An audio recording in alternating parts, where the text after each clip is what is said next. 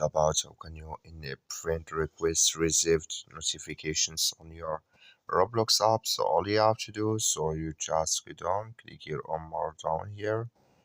When you just click here on more here, it's going to take you to this list here.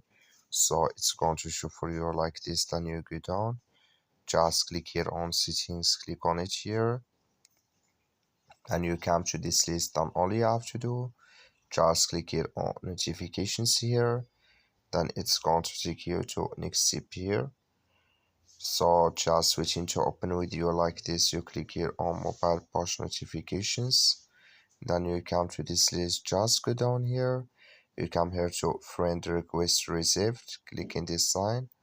So that like you see here, this color show for us, that's me friend request received notifications enabled with us now. That's all you have to do. Thank you for watching. Don't forget to support us by liking, subscribe.